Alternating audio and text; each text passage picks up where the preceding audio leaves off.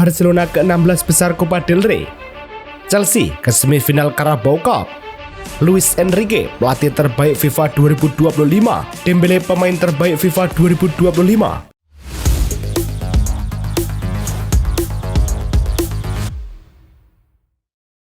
Halo Soccer Mania, kembali lagi di Blessing Soccer News. Kali ini kami sudah siapkan berita-berita terbaru seputar dunia sepak bola. Tentunya untuk kalian semua, selamat menyaksikan. Mesir versus Nigeria pada pertandingan uji coba. Tuan rumah membuka keunggulan lebih dulu pada menit ke-28 lewat Mohamed Saber yang menuntaskan serangan dari sisi kanan. Nigeria mampu menyamakan kedudukan pada menit ke-45+4. Chidozie Awazie membuat skor kembali imbang 1-1. Menit ke-53, Mustafa Mohamed mencatatkan namanya di papan skor dan membawa Mesir unggul 2-1. Skor tersebut bertahan hingga laga usai. Sporting versus Valencia pada babak 32 besar Copa del Rey digelar di Stadion El Molinón Enrique Castro, Quini. Valencia membuka keunggulan pada menit ke-4 lewat Lucas Beltran.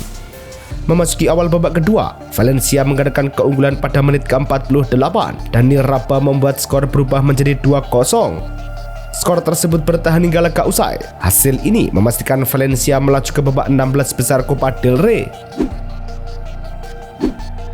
Eldense versus Real Sociedad pada babak Copa del Rey berlangsung di Stadion Novo Pico Amat. Real Sociedad membuka keunggulan lebih dulu pada menit ke-79 melalui Lucas Sukcik. Eldense merespon cepat. Menit ke-81, Nacho Quintana menyamakan kedudukan membuat laga kembali seimbang. Pablo Marin mencetak gol penentu pada menit ke-90+6 sekaligus mengunci skor menjadi 2-1 untuk tim tamu. Hasil ini memastikan Real Sociedad melaju ke babak berikutnya Copa del Rey.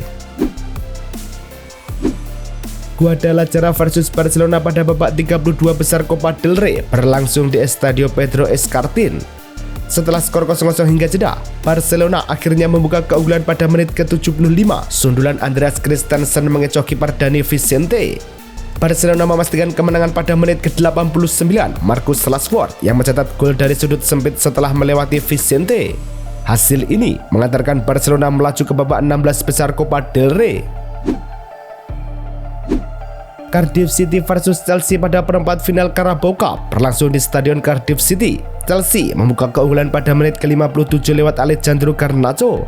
Tuan rumah menyamakan kedudukan di menit ke-75 melalui David Turnbull usai kelengahan di lini belakang Chelsea. Chelsea kembali unggul setelah Pedro Neto mencetak gol lewat tembakan kaki kanan ke sisi kiri gawang. Menjelang akhir laga, Garnacho mencatatkan gol keduanya setelah menerima assist Joao Pedro, memastikan kemenangan 3-1 dan membawa Chelsea memastikan tiket ke semifinal.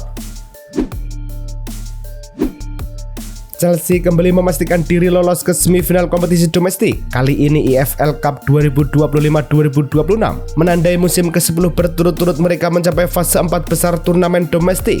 Data dari akun resmi Squawka menunjukkan, sejak musim 2016-2017 The Blues selalu tampil di semifinal FA Cup atau EFL Cup, namun hanya sekali berhasil menjuarai, yaitu FA Cup 2017-2018. Konsistensi ini menunjukkan kekuatan Chelsea dalam menembus babak penting, tapi kesulitan mengeksekusi hingga meraih gelar. Bek timnas Indonesia Rizky Ridho harus mengubur harapan meraih Puskás Awards 2025. FIFA menetapkan Santiago Montiel sebagai pemenang gol terbaik tahun ini berkat aksi bersama Independiente di Liga Argentina. Gol tersebut tercipta saat menghadapi Independiente Rivadavia pada Mei 2025 ketika Montiel menyambar bola liar dengan sepakan salto kaki kiri dari depan kotak penalti. Aksi itu dinilai unggul dari 10 kandidat lain, termasuk gol jarak jauh Rizky Ridho di Liga 1. Gelandang Barcelona dan timnas Spanyol Aitana Bonmati dinobatkan sebagai pemain terbaik wanita FIFA 2025. Bonmati menerima penghargaan ini untuk ketiga kalinya secara berturut-turut, menegaskan posisinya sebagai salah satu pemain terbaik sepak bola wanita dunia. Prestasi ini melengkapi musim gemilangnya bersama Barcelona, di mana ia tampil dominan di kompetisi domestik dan Liga Champions, serta berperan besar di Piala Eropa 2025. Penghargaan FIFA ini didasarkan pada penilaian suara dan pelatih, kapten tim nasional, dan media internasional. Gianluigi Donnarumma meraih penghargaan The Best FIFA Men's Goalkeeper 2025 dalam gala FIFA Best Awards di Doha. Mengutip keterangan resmi FIFA, Kiper Italia itu unggul dalam pemungutan suara pelatih, kapten timnas, dan jurnalis, mengalahkan nama-nama seperti Alisson Becker dan Thibaut Courtois. Penghargaan ini diraih berkat perannya membawa Paris Saint-Germain meraih 4 trofi. Musim lalu dalam pernyataan dari situs resmi Manchester City, Donnarumma menyebut tahun ini sebagai salah satu fase terbaik dalam karirnya. Pelatih Paris Saint-Germain Luis Enrique resmi meraih penghargaan pelatih terbaik FIFA 2025. Mengutip keterangan resmi FIFA dan laporan Reuters, Enrique unggul dari kandidat lain seperti Hansi Flick dari Barcelona dan Arne Slot dari Liverpool. Sepanjang 2025, ia membawa PSG meraih Ligue 1, Piala Prancis, dan Piala Super Prancis, serta mengantarkan klub ibu kota itu menjuarai Liga Champions untuk pertama kalinya usai menundukkan Inter Milan 5-0 di final.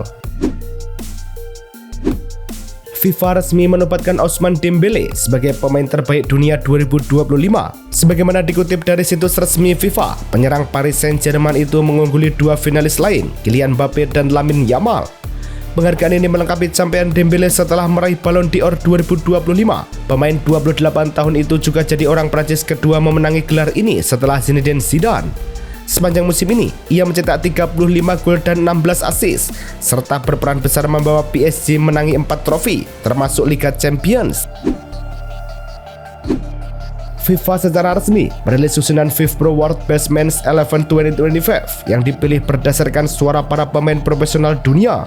Mengacu pada keterangan di situs resmi FIFA dan FIFPro, Gianluigi Donnarumma dipercaya mengawal gawang.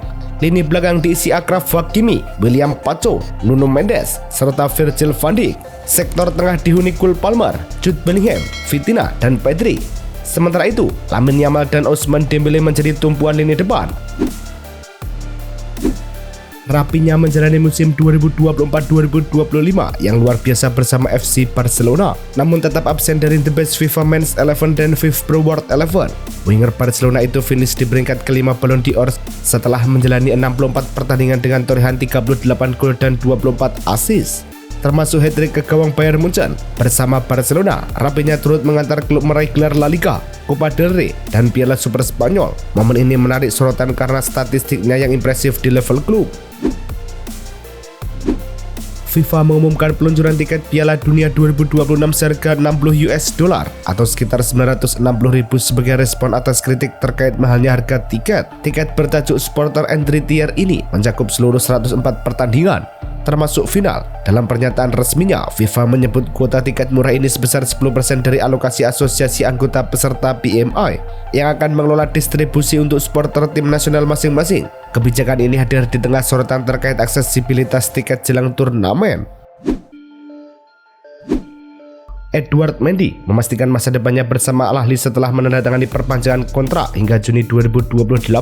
Kesepakatan tersebut diumumkan klub Liga Pro Arab Saudi itu pada hari ini. Bersamaan dengan Direktur Olahraga Rui Pedro Bras, kiper timnas Senegal itu bergabung dari Chelsea pada 2023 dan berperan penting dalam keberhasilan Al Ahly menjuarai Liga Champions Asia pada Mei lalu. Dalam wawancara sebelumnya dengan BBC, Mendy menyebut proyek ambisius klub sebagai alasan utama keputusan bertahan. Brendan Rodgers, mantan pelatih Liverpool dan Celtic, secara resmi ditunjuk sebagai pelatih kepala klub Liga Pro Saudi Al-Qadsiah, menggantikan Michael Gonzalez yang baru saja berpisah dari klub. Penunjukan ini diumumkan langsung oleh pihak klub di Al-Khobar. James Bisgrove, CEO Al-Qadsiah, menyatakan bahwa pengalaman Rodriguez di level Eropa dan rekam jejaknya menjadi alasan kuat di balik keputusan ini. Klub kini berada di posisi kelima Liga Pro Saudi dan berharap Rodgers bisa mengangkat performa tim musim ini. Tite resmi kembali ke dunia kepelatihan setelah diumumkan sebagai pelatih baru Cruzeiro. Pelatih berusia 64 tahun itu menandatangani kontrak berdurasi 1 musim. Tite menggantikan Leonardo Jardim yang memilih tidak melanjutkan tugas pada 2026. Ia terakhir melatih Flamengo hingga September 2024, lalu fokus memulihkan kondisi kesehatan sepanjang 2025. Mengutip pernyataan resmi Cruzeiro dan laporan Globo Esporte, debut Tite dijadwalkan pada 10 Januari melawan Pouso Alegre di Campeonato Mineiro. Ajax Amsterdam resmi mengumumkan perekrutan Takehiro Tomiyasu dengan kontrak 6 bulan berstatus bebas transfer. Bek timnas Jepang itu didatangkan dengan skema profit kontrak, di mana Ajax baru mengeluarkan biaya ketika sang pemain tampil di lapangan. Direktur sepak bola Ajax, Marin Buker, menilai Tomiyasu sebagai bek cerdas, bisa bermain dengan kedua kaki, dan berpengalaman di level tertinggi Eropa. Meski sempat terkendala cedera lutut serius, Ayak optimis kondisi Tomiyasu terus membaik dan siap menambah keseimbangan skuad muda mereka. Bek Borussia Dortmund Daniel Svensson meraih penghargaan pemain bertahan terbaik Swedia 2025. Penghargaan tersebut diberikan atas konsistensi sepanjang musim ini bersama klub dan tim nasional. Pemain berusia 23 tahun itu bergabung dengan Dortmund sebagai pemain pinjaman pada bursa transfer musim dingin 2025. Sebelum akhirnya dipermanenkan karena performa solidnya pada musim ini. Ia mencetak 23 penampilan kompetitif, menyumbang 3 gol dan 1 assist dari lini belakang, serta menjadi andalan timnas Swedia.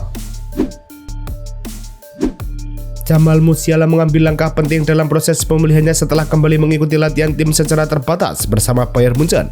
Gelandang berusia 22 tahun itu absen lebih dari 5 bulan usai mengalami patah tulang fibula dan cedera pergelangan kaki yang memaksanya menjalani operasi. Dalam beberapa pekan terakhir, Musiala berlatih secara individual sebelum akhirnya mendapat izin bergabung sebagian dengan tim. Pelatih Vincent Kompany menegaskan rencana pemulihan dilakukan hati-hati dengan target menit bermain pertama pada Januari mendatang jika kondisinya stabil. Pengadilan Ketenagakerjaan Prancis resmi mengeluarkan putusan akhir dalam sengketa antara Kylian Mbappe dan Paris Saint-Germain pada 16 Desember 2025. Dalam putusan tersebut, PSG diwajibkan membayar total 61 juta euro kepada Mbappe yang kini memperkuat Real Madrid. Rincian pembayaran mencakup 55 juta euro sesuai klaim sang pemain serta tambahan 6 juta euro terkait hak cuti yang belum dibayarkan. Meski demikian, klub Ligue 1 tersebut masih memiliki opsi untuk mengajukan banding, sementara respon resmi PSG masih dinantikan. Pierre-Emerick Aubameyang dipastikan tidak bisa tampil pada laga pembuka Gabon di Piala Afrika 2025 akibat cedera paha. Penyerang berusia 36 tahun itu mengalami masalah fisik saat membela Olympique de Marseille melawan AS Monaco di Ligue 1 akhir pekan lalu. Federasi Sepak Bola Gabon menyatakan Aubameyang tetap berada di Prancis untuk menjalani perawatan lanjutan bersama tim medis Marseille. Setelah berkoordinasi dengan staf medis tim nasional, ia dipastikan absen melawan Kamerun pada 24 Desember. Inter Milan mengonfirmasi Denzel Dumfries telah menjalani operasi untuk menstabilkan ankle kirinya. Dalam pernyataan resmi klub, bek sayap timnas Belanda itu menjalani tindakan medis di Fortis Clinic London. Setelah cedera yang dialaminya tak kunjung pulih, Dumfries kini memasuki fase rehabilitasi dan diperkirakan menepi selama 2 hingga 3 bulan. Sky Sport Italia melaporkan ia kemungkinan baru kembali pada Februari atau Maret 2025. Situasi ini membuat Inter mempertimbangkan masuk bursa transfer Januari. AS Roma dikabarkan tertarik meminjam Albert Gudmundsson pada bursa transfer Januari. Namun, Fiorentina tidak bersedia melepas penyerang Islandia itu tanpa jaminan pembelian permanen. Menurut laporan Calcio Mercato, Roma mengajukan skema pinjaman murni, tetapi langsung ditolak manajemen Viola. Fiorentina sebelumnya mengeluarkan dana sekitar 25 juta euro untuk merekrut Gudmundsson dari Genoa dan kini ingin setidaknya menutupi investasi tersebut. Opsi yang terbuka adalah peminjaman dengan klausul pembelian wajib senilai 20-25 juta euro jika syarat tertentu terpenuhi. Atletico Madrid dikabarkan tertarik merekrut bek Manchester City Nathan Ake pada bursa transfer Januari mendatang. Laporan El Desmarque menyebutkan pemain timnas Belanda itu mulai kehilangan peran penting musim ini dengan hanya sekali menjadi starter di Premier League dan Liga Champions. Jurnalis Nacho Danado mengungkapkan Atletico sedang mencari bek kiri baru dan memprioritaskan pemain yang membutuhkan jam terbang. Kemampuan Ake bermain sebagai bek kiri maupun bek tengah membuatnya masuk kriteria meski transfernya dinilai tidak mudah. Real Madrid akan menghadapi Talavera de la Reina di Copa del Rey tanpa gelandang Dani Ceballos setelah ia absen dari sesi latihan akibat gastroenteritis menurut laporan dari KOP. Masalah kesehatan itu membuat Ceballos diperkirakan tidak dapat tampil di pertandingan babak 32 besar. Pelatih Xabi Alonso juga tidak menurunkan beberapa pemain lain untuk mengatur rotasi, tetapi ketidakhadiran Ceballos memang murni karena sakit, bukan keputusan teknis. Real Madrid mengonfirmasi bahwa gelandang tersebut tidak terlibat dalam latihan hari ini. Manchester City mencatat pendapatan sebesar 694,1 juta pound sterling pada musim 2024-2025, menjadi angka tertinggi ketiga dalam sejarah klub. Capaian ini diumumkan melalui laporan tahunan resmi klub. Meski tim asuhan Pep Guardiola menutup musim tanpa trofi untuk pertama kalinya dalam 8 tahun, laporan tersebut menunjukkan sumber pemasukan komersial, hari pertandingan, dan siaran tetap solid. City juga membukukan kerugian tipis 9,9 juta pound sterling, menegaskan fokus klub pada stabilitas dan pertumbuhan berkelanjutan. Pep Guardiola memberikan pembaharan kondisi pemain Manchester City jelang laga Piala Liga melawan Brentford. Pelatih asal Spanyol itu memastikan Jeremy Doku, John Stones, dan Rodri belum bisa dimainkan. Jeremy dan John absen, Rodri juga, yang lain saya rasa siap, ujar Guardiola. Soal Doku, ia memperkirakan sang winger baru kembali pada awal tahun depan, 2 atau 3 pekan, mungkin saat melawan Sunderland di tahun baru. Katanya, pernyataan ini disampaikan Guardiola dalam konferensi pers. Itulah tadi kumpulan berita-berita terbaru dari kami. Simak terus berita-berita terbaru lainnya dan jangan lupa like, komen, dan juga subscribe.